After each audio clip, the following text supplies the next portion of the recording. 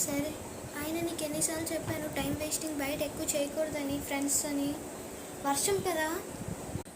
అబ్బా సారీ అన్నాను కదా. సరేలే, అయినా సమ్మర్ అని బయట తిరుక్కు. అసలుకి రెయిన్ వస్తుంది కదా, నీకు జలుబు చేస్తే నాకంటే మమ్మీ. సరేలే కానీ ఏమైనా చేసి పెట్టాలా? బయట గట్టిగా వర్షం పడమాట. కప్పుడే వర్షం మొదలైపోయింది. నాయన చిట్టి కన్నా, నువ్వు అక్కడి నుంచి ఎక్కడికి ఇలా మెల్లగా మహారాణి నడుచుకుని వచ్చినాడు మొదలైపోయింది. సర్లే, పర్లేదు కానీ ఏదో ఒకటి. హాటా స్వీటా మిక్చర్ ఏంటి? స్వీట్ వద్దు కానీ దగ్గు తగ్గినట్టు జలుబు తగ్గినట్టు హాట్. సరే, wait a minute. Okay, few minutes later. ఎంతసేపే అక్క, కడుపులో జూలన్నీ తిరుగుతున్నాయి.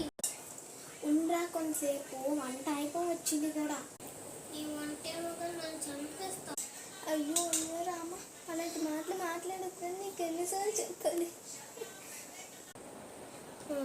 మళ్ళీ మొదలెట్టేసింద్రో.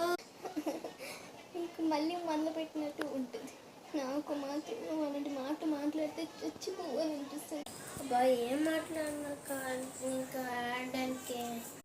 అంతేలే, అంతే. ఈ అక్క నాకు బయటికి వెళ్ళడానికి, నీకు కావాల్సినవన్నీ పెట్టుకోవడానికి. కానీ నీకన్నా అయితే నేనున్నా కదా. అబ్బా ఆపుతావా నీ సొల్లు బండారం? ఏంటక్క ఇంత చిన్న మాటకి అంత పెద్ద శిక్ష చేసావు? చిన్న మాటైనా పెద్ద మాటైనా పర్లేదురా. నీకు చిన్న మాట అయ్యిండొచ్చు, నాకు పెద్ద మాటే. కానీ నీ వంట ఏమొద్దే తల్లి. సరే, నీ ఫుడ్ నువ్వు ఆర్డర్ పెట్టుకో, నా ఫుడ్ నేను ఆర్డర్ పెట్టుకుంటా. ఇట్లా కూడా సెచ్చని ఇదొకటి తిని. సరే, కేక్ ఉంది కదా, నేను తినుకుంటా. నీ ఫుడ్ ఏమొద్దు.